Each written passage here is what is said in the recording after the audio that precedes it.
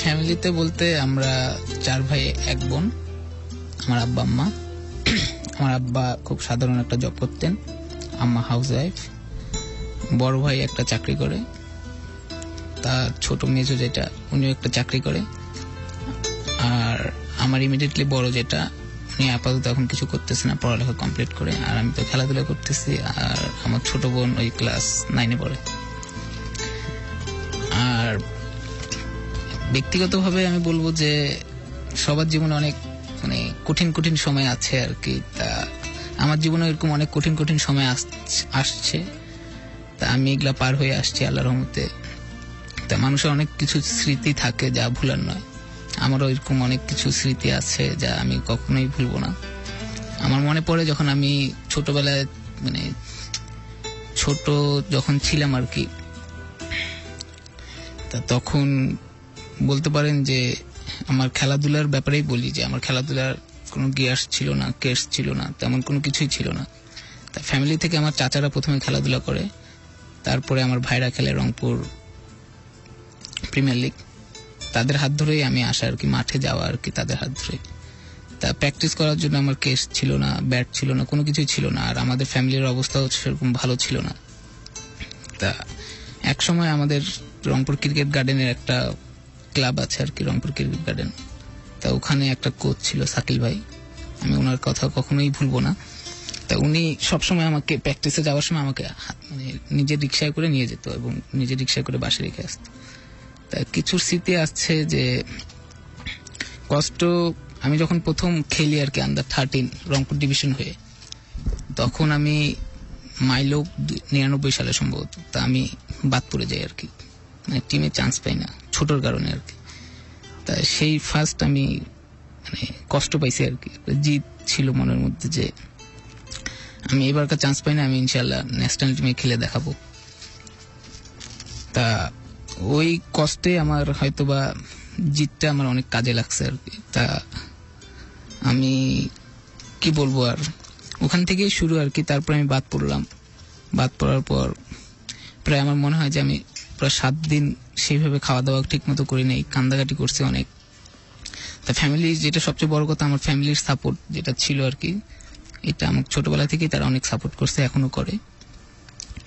আর আশা করি তারা ভবিষ্যতেও করবে।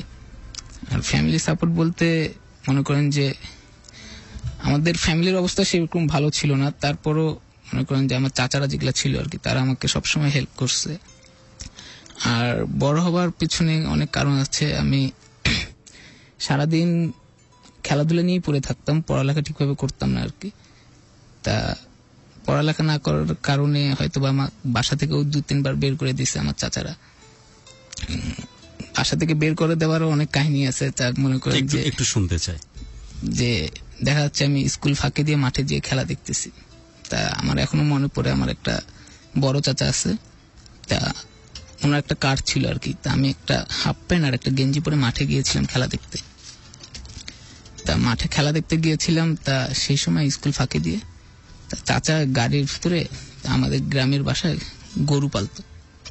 তা ঘাস মারার জন্য একটা মোটা লাঠি থাকে, তা ওই লাঠিটা নিয়ে মাঠে গেছিল আর কি চাচা। আপনাদের ওখানে কি বলে জানি না, অনেক ট্রেডিশনাল ল্যাঙ্গুয়েজ আছে, পান্থি টাইপ, এখানে লাঠি বলে আছে। যাই হোক, তা ওই লাঠি নিয়ে মাঠে গিয়েছিল আর কি। আমি ছিলাম আর আমার ইমিডিয়েটলি বড় ভাই ছিল। তা আমার চাচা এত মানুষের মাঝখানে আমাদেরকে খুঁজে বের করছে, বের করে গরুকে যেভাবে মারে আমাকে সেভাবে মারছে আর কি, আমাকে আর চাচাকে, আমার ভাইকে। তা আমাদের মায়ের দেখে খেলা টেলা সব বন্ধ হয়ে গেছিল আর কি। পরে গাড়িতে তুলে বাসায় আনছে।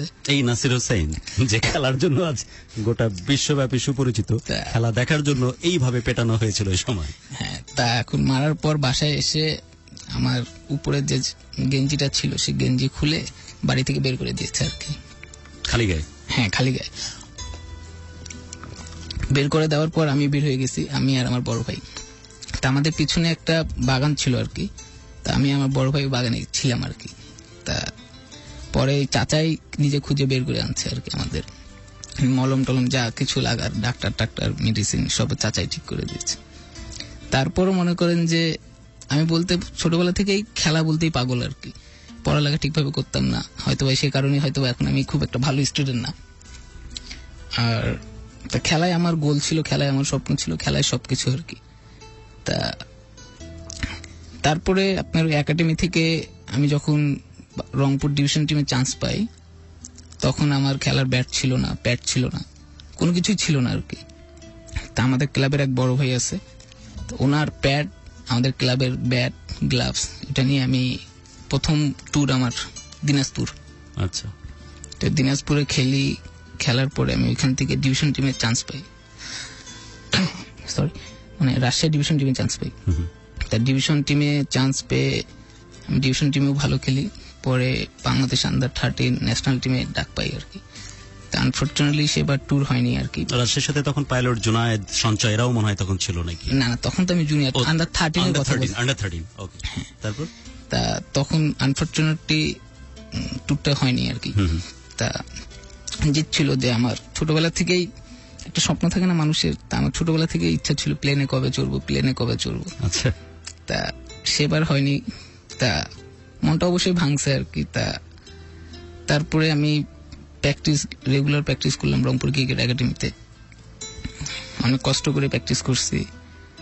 আর তারপরে আমি বিকেএসপিতে একদিন দেখলাম যে আমার 2-3টা ফ্রেন্ড বিকেএসপিতে পড়ালেখা করে। তা তাদেরকে জিজ্ঞেস করলাম বিকেএসপিতে ভর্তি হইলে কি হবে। তা ওরা বললো যে এইভাবে ভর্তি হলাম আর কি, পেপারে সার্কুলার দেয়। তা আমি আর আমার একটা ফ্রেন্ড ছিল আরিফ, তা আমরা 2জন পেপারে একদিন সার্কুলার দেখলাম, দেখে আমরা 2জন ওই ছোটবেলায় ঢাকায় চলে আসলাম বিকেএসপিতে। তা প্রথমে ছোটবেলায় 2জনই ঢাকায় আসছি। তা আমার মনে আসছে আমরা মনে কত 3,000 না 4,000 টাকা নিয়ে ঢাকায় আসছিলাম 2জন। তারপরে একদিনের ক্যাম্পিং হলো, ট্রায়াল দিলাম, আবার বাসায় চলে গেলাম। তার 20 থেকে 25 দিন পর আবার একটা বাসায় চিঠি গেছে আমাদের। তারপরে আপনার চিঠি যাওয়ার পরে ক্যাম্পিং এ ডাক দিচ্ছে, 14 দিনের ক্যাম্পিং হবে। গোটা বাংলাদেশ থেকে মনে হয় 1,000 ছেলের মতো ছিল আর কি। তা 7-এ ভর্তি নিবে আর কি। তা আপনার 1,000 থেকে সিলেক্ট হয়েছে 20 জন। তা আমি 20 জনের মধ্যে একজন ছিলাম আর কি বিকেএসপি। তারপর থেকেই বিকেএসপিতে ভর্তি হওয়া নিয়ে অনেক কাহিনী, মনে করেন যে আমাদের ফ্যামিলির, আগেও বলতেছি ফ্যামিলির অবস্থা এতটা ভালো ছিল না। তারপর মনে করেন যে ভর্তি, ফ্যামিলি কেউ বলে ভর্তি করা উচিত, কেউ বলে না থাক। এখন এরকম একটা দোটা না, যেহেতু ইকোনমিক ব্যাকআপ তো সেই অর্থে তেমন প্রয়োজন পড়ে না, ছিল না আর কি। তাও পিছুটান থাকে না কিছু। আচ্ছা আচ্ছা, সেই ব্যাপারে সিদ্ধান্তহীনতায় ভুগছিল। আমি ডিটারমাইন্ড হয়ে গেছিলাম যে আমি বিকেএসপি ভর্তি হব এনি হাউ। তা আমার জিদ, আমার চেষ্টা দেখে আমার ফ্যামিলি, আমার চাচারা রাজি হলো। তারপর আনফরচুনেটলি বিকেএসপিতে আমি ভর্তি হলাম। তারপর এই বিকেএসপি থেকেই আমার খেলাধুলার যাত্রা শুরু। তারপর বিকেএসপি থেকে আল্লাহর রহমতে আমি 15 ন্যাশনাল টিমে, 17, 19, 18 একাডেমি, এখন আল্লাহর রহমতে ন্যাশনাল টিম। বিকেএসপির হাত ধরেই আমি আসা এতদূর। আল্লাহর রহমতে ন্যাশনাল টিম মানে ইটস এ হিউজ। 11 জন প্লেয়ার খেলে, যে 11 জন প্লেয়ার বাংলাদেশের প্রায় 16 কোটি মানুষকে রিপ্রেজেন্ট করে। এটি হিউজ। কিন্তু আমি যখন একটু টেক্সটে যে বন্যা অলরেডি বইতে শুরু করেছে আমাদের সার্ভারে, আমি একটু চাচ্ছি যে মনিটরটা একটু ঘুরিয়ে আমাকে একটু দেখবার সুযোগ করে দাও মেঘলা। এবং মনিটরটার দিকে চোখ দিলে যে জিনিসটা আমি দেখতে পাচ্ছি যে হিউজ পরিমাণে কোয়েশ্চেন, আসলে মতামত কম, কোয়েশ্চেন বেশি। যে আজকে শুধু আমরা ক্রিকেটার নাসিরের কাছ থেকে ক্রিকেটীয় জ্ঞান নিব, নাকি তার জীবনের একেবারে যে জীবন ছুঁয়ে গেছিল, যেসব মুহূর্তগুলো, সেই সব বিষয়গুলো আমরা জানবার চেষ্টা করব। এবং সেই প্রসঙ্গে বলছে যে মানে আপনার জীবনের কথা, ভালোবাসার কথা জানতে চাই।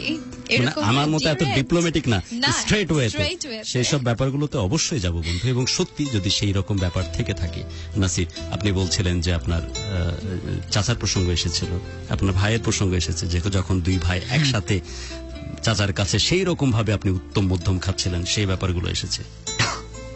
এবং আমি যতটুকু জানি আপনার সম্বন্ধে নাসির, যে আপনি ব্যক্তি জীবনে প্রচন্ড পরিমাণে জেদি একজন মানুষ, এবং এই জেদ হয়তো আপনাকে এই জায়গাতে নিয়ে এসেছে, এবং এই জেদের কারণেই হয়তো আমাদের পক্ষে সম্ভবপর হয় বা সুযোগ তৈরি হয় যে বাংলাদেশের পক্ষ থেকে এরকম কনসিস্টেন্ট পারফরমেন্স আপনি দিয়ে চলেছেন।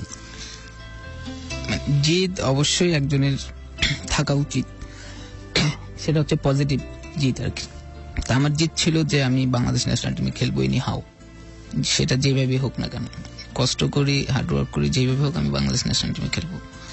আর আমি রাগ খুব কম হই, আমি সবসময় মানুষকে হাসাইতে আমার খুব ভালো লাগে, মানুষের সাথে খুব তাড়াতাড়ি মিশে যাই, এবং কি বলবো, মানুষকে আমার খুব কাছের মনে হয়। আমি যার সাথে মিশি মনে হয় কি এর সাথে আমার অনেক দিনের পরিচয়, মানে অনেক কাছের মানুষ মনে হয়।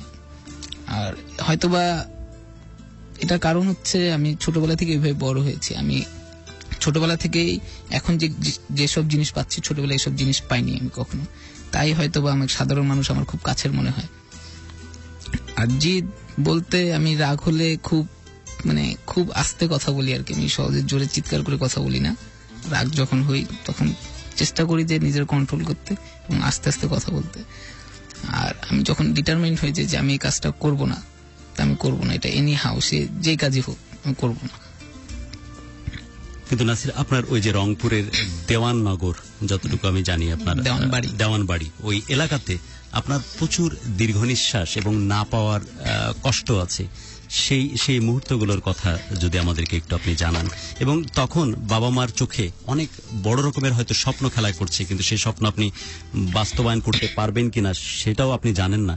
এবং আপনি নিজেও বলছিলেন যে বাবা মা সেই অর্থে সচ্ছল না, তাদেরকে প্রতি মুহূর্তে বহু কষ্টের ভেতর দিয়ে পরিবারটিকে টেনে নিয়ে যেতে হচ্ছে। এবং এটির জন্য যে অনেক রকমের অতৃপ্তি, না পাওয়ার কষ্ট ছিল ওই কোমলমতি ছোট এই শিশু মনে, সেগুলো তো চরমভাবে আপনাকে তাড়িত করেছে। এবং তাদের জন্য আপনি কি করতে পারবেন অদূর ভবিষ্যতে, সেই তাগিদটাও তো চরমভাবে অনুভব করতেন। সেই মুহূর্তগুলো একটু যদি বলেন বাবা মাকে উদ্দেশ্য করে। বাবা মা অবশ্যই বলবো আমি অনেক লাকি যে আমি আমার ফ্যামিলিতে এরকম একটা বাবা, এরকম একটা মা পাইছি। একটু ডিটেলসে শুনবো দুজনের কথা। বাবা মা বলতে আমি যতটুকু দেখছি আর কি ছোটবেলা থেকে, আমি মনে বলবো যে আমার বাবা মা যত কষ্ট করছে আর কি আমাদেরকে মানুষ করার জন্য, সেটা হিউজ কষ্ট করছে, তারা এখনো কষ্ট করতেছে আর কি। তাদের চেহারার দিক দেখলে আমার খুব